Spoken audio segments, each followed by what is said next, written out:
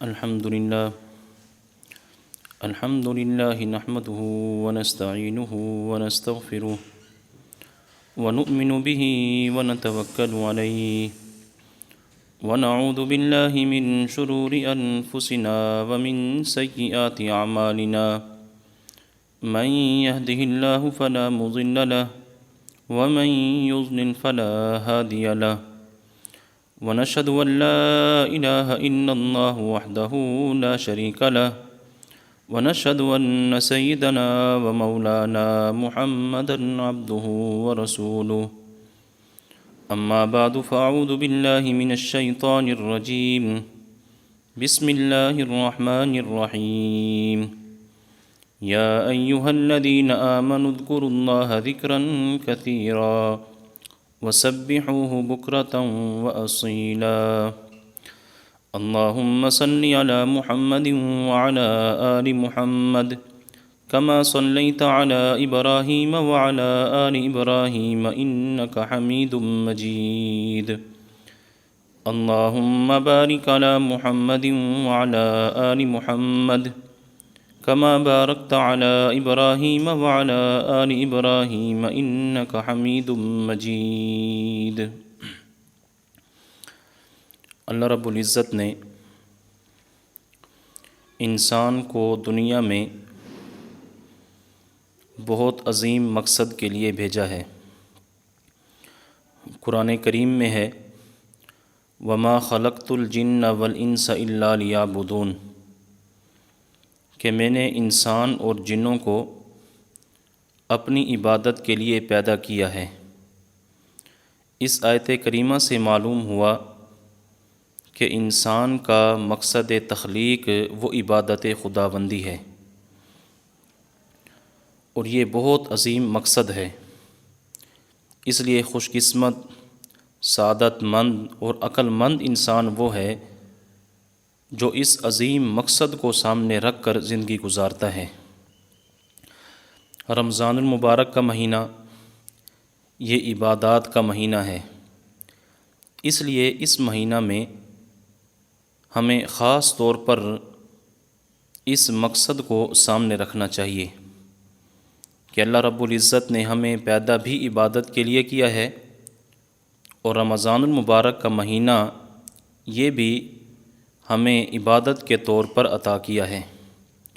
تو اس لیے بطور خاص اس مہینہ میں عبادات کا زیادہ سے زیادہ اہتمام کرنا چاہیے،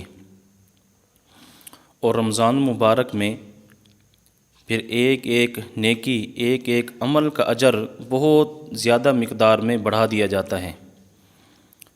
اگر کوئی آدمی نفل عمل کرتا ہے تو اس کا ثواب فرض کے برابر کر دیا جاتا ہے، اگر فرض ادا کرتا ہے تو اس کا ثواب بڑھا کر 70 فرائض کے برابر کر دیا جاتا ہے۔ تو اس لیے ہمیں اس مہینہ میں عبادات کا بہت زیادہ اہتمام کرنا چاہیے۔ پھر عبادات کے مختلف درجات ہیں، بعض عبادات فرض کے درجہ میں ہیں، بعض عبادات واجب کے درجہ میں ہیں، بعض عبادات سنن کے درجہ میں ہیں، اسی طرح بعض عبادات نفل اور مستحب کے درجہ میں ہیں۔ تو وہ عبادات جو فرض واجب کے درجہ میں ہیں ان کی ادائیگی تو ہر حال میں ضروری ہے، ان کی ادائیگی کے بغیر تو کوئی چارہ اور چھٹکارا نہیں ہے۔ اور اس کے ساتھ ساتھ جو نفلی عبادات ہیں وہ بھی شریعت میں مقصود اور مطلوب ہیں، اگرچہ ان کی ادائیگی فرائض اور واجبات کی طرح ضروری نہیں ہے، لیکن شریعت میں جہاں فرائض کی، واجبات کی، سنن کی ترغیب دی گئی ہے وہاں نفلی عبادات کی بھی بہت زیادہ ترغیب دی گئی ہے۔ اس کے فضائل، فوائد، برکات، ثمرات یہ بیان کیے گئے ہیں۔ تو اس لیے جہاں ہم فرائض کا اہتمام کرتے ہیں، واجبات کا اہتمام کرتے ہیں، تو وہاں ہمیں نفلی عبادات کا بھی بہت زیادہ اہتمام کرنا چاہیے۔ پھر نفلی عبادات تو کئی طرح کی ہیں، ان میں سے ایک بہت اہم جو عبادت ہے وہ ذکر اللہ ہے۔ اللہ رب العزت کا ذکر کرنا ہے، اللہ رب العزت کو یاد کرنا ہے، تو یہ نفلی عبادات میں ایک بہت اہم، اور اگر اس کو یوں کہا جائے کہ سب سے بڑا عمل ہے تو یہ بے جا نہیں ہوگا، کیونکہ قرآن کریم کے اندر ہے وَلَذِكْرُ اللَّهِ اکبر، کہ اللہ رب العزت کا ذکر یہ سب سے بڑی چیز ہے۔ جیسے اللہ رب العزت کی ذات سب سے بڑی ہے، تو اللہ رب العزت کا جو ذکر ہے یہ بھی سب سے بڑا ہے۔ اس لیے نفلی عبادات کے اندر ذکر اللہ کو بہت اہمیت حاصل ہے۔ تو جو آیت میں نے آپ حضرات کی خدمت میں تلاوت کی ہے، اس آیت میں اللہ رب العزت نے دو چیزوں کا حکم دیا ہے۔ نمبر ایک، اذکروا اللہ ذکرا کثیرا، ایک تو یہ فرمایا کہ اللہ کا ذکر کثرت کے ساتھ کرو، اور دوسرا حکم دیا وسبحوہ بکرۃ واصیلا، کہ صبح و شام اللہ تعالیٰ کی تسبیح، اللہ تعالیٰ کی پاکی بیان کرو۔ تو ان آیات کی تفسیر اور تشریح میں تین باتیں آپ حضرات کی خدمت میں عرض کرتا ہوں۔ نمبر ایک، ذکر اللہ کی اہمیت، نمبر دو، ذکر اللہ کی فضیلت، اور نمبر تین، صبح و شام کی خاص تسبیحات۔ ان میں سب سے پہلی بات ہے ذکر اللہ کی اہمیت۔ جہاں تک ذکر اللہ کی اہمیت کا تعلق ہے تو اس کا اندازہ اس بات سے لگایا جا سکتا ہے کہ جنت کے 8 دروازے ہیں، ان میں سے ایک دروازہ خاص وہ ذاکرین کے لیے ہے، جس سے ذاکرین ہنستے مسکراتے ہوئے جنت کے اندر داخل ہو جائیں گے۔ تو اس سے اندازہ کریں کہ ذکر اللہ کی کتنی اہمیت ہے کہ اللہ رب العزت نے جنت کے 8 دروازوں میں سے ایک دروازہ وہ ذاکرین کے لیے مختص فرما دیا ہے۔ اسی طرح حدیث پاک میں ہے، نبی کریم صلی اللہ علیہ وسلم نے فرمایا مثل الذی یذکر ربہ والذی لا یذکر ربہ مثل الحی والمیت، فرمایا کہ وہ آدمی جو ذکر کرتا ہے اور وہ آدمی جو ذکر نہیں کرتا، ان کی مثال زندہ اور مردہ کی سی ہے، کہ ذکر کرنے والا وہ زندہ کی طرح ہے اور ذکر نہ کرنے والا وہ مردہ کی طرح ہے۔ محدثین اس کا مطلب یہ بیان فرماتے ہیں کہ جو انسان ذکر کرتا ہے اس کا دل زندہ رہتا ہے، اور جو ذکر سے غافل رہتا ہے، ذکر نہیں کرتا، اس کا دل مر جاتا ہے۔ تو اس سے بھی ذکر کی اہمیت معلوم ہوتی ہے کہ ذکر کرنے سے انسان کا بدن، انسان کا دل وہ زندہ رہتا ہے، اور ذکر نہ کرنے کی وجہ سے انسان کا دل وہ مردہ ہو جاتا ہے۔ اسی طرح حدیث پاک میں ہے، نبی کریم صلی اللہ علیہ وسلم نے فرمایا لیس یتحسر اہل الجنت الا ساعۃ مرت بہم لم یذکروا اللہ تعالی فیہا، کہ اہل جنت کو جنت میں جانے کے بعد کسی بھی چیز کا افسوس اور دکھ نہیں ہوگا سوائے اس گھڑی اور لمحے کے جو دنیا میں اللہ تعالیٰ کے ذکر کے بغیر گزری ہو۔ اب دیکھیں، اہل جنت جب جنت میں چلے جائیں گے تو وہاں سب کچھ مل جائے گا، جنت بھی مل گئی، جنت کی نعمتیں بھی مل گئی، اللہ تعالیٰ کا دیدار بھی نصیب ہو گیا، اللہ تعالیٰ کی رضا بھی حاصل ہو گئی، لیکن ان سب کے باوجود ان کو اس لمحے پر، اس گھڑی پر ان کو افسوس ہوگا جو دنیا کے اندر اللہ تعالیٰ کے ذکر کے بغیر گزری ہیں۔ تو اس سے معلوم ہوا کہ ذکر اللہ اس کی بہت زیادہ اہمیت ہے۔ دوسری بات، ذکر اللہ کی فضیلت۔ ذکر اللہ کے فضائل تو احادیث مبارکہ کے اندر بہت کثرت کے ساتھ آئے ہیں، تو ان میں سے بطور نمونہ کے میں 2-4 حدیثیں آپ حضرات کی خدمت میں عرض کرتا ہوں۔ سب سے پہلے ایک حدیث قدسی ہے، نبی کریم صلی اللہ علیہ وسلم کا فرمان ہے، اللہ رب العزت ارشاد فرماتے ہیں کہ میں بندے کے ساتھ ویسا معاملہ کرتا ہوں جیسا وہ میرے ساتھ گمان رکھتا ہے، اور جب وہ مجھے یاد کرتا ہے تو میں اس کے ساتھ ہوتا ہوں۔ چنانچہ اگر وہ مجھے تنہائی میں یاد کرے تو میں بھی اسے تنہائی میں یاد کرتا ہوں، اور اگر وہ مجھے مجمع میں یاد کریں تو میں اس سے بہتر مجمع یعنی فرشتوں کے مجمع میں اسے یاد کرتا ہوں، اور اگر وہ میری طرف ایک بالشت متوجہ ہوتا ہے تو میں اس کی طرف ایک ہاتھ متوجہ ہوتا ہوں، اور اگر وہ میری طرف ایک ہاتھ متوجہ ہو تو میں اس کی طرف 2 ہاتھ متوجہ ہوتا ہوں، اور جب میرا بندہ میری طرف چل کر آتا ہے تو میں اس کی طرف دوڑ کر آتا ہوں، یعنی میری رحمت دوڑ کر اس کی طرف متوجہ ہوتی ہے۔ تو اس سے اندازہ کریں کہ ذکر اللہ کی کتنی بڑی فضیلت ہے کہ اگر انسان اللہ تعالیٰ کو یاد کرے تو اللہ تعالیٰ بھی انسان کو یاد کرتے ہیں۔ اور اس کی دو ہی صورتیں ہیں، یا تو آدمی ذکر کرتا ہے انفرادی طور پر الگ بیٹھ کر تنہائی میں ذکر کرتا ہے، یا پھر انسان ذکر کرتا ہے مجلس کے اندر اجتماعی طور پر، تو جو بھی صورت ہو وہ فائدے سے خالی نہیں ہے۔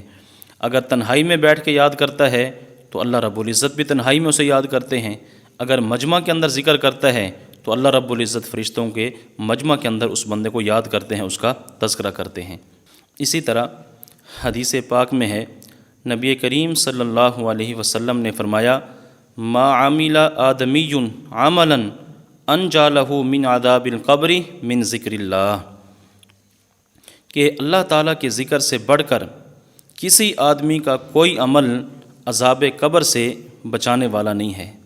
یعنی جتنی جلد ذکر اللہ یہ انسان کو قبر کے عذاب سے بچاتا ہے، اتنا کوئی اور عمل نہیں ہے کہ جو آدمی کو بہت جلد قبر کے عذاب سے بچائے۔ تو قبر کے عذاب سے سب سے جلدی بچانے والا جو عمل ہے وہ اللہ رب العزت کا ذکر کرنا ہے۔ باقی ذکر کرنا کتنا ہے، اللہ رب العزت فرماتے ہیں اذکروا اللہ ذکرا کثیرا، کہ کثرت کے ساتھ میرا ذکر کرو۔ ایک حدیث پاک میں ہے، ایک صحابی نے عرض کیا، یا رسول اللہ، کہ یوں تو شریعت کے احکام بہت سارے ہیں، لیکن مجھے کوئی ایسا عمل بتلا دیجئے جس کو میں اپنا مشغلہ اور اپنا دستور بنا لوں۔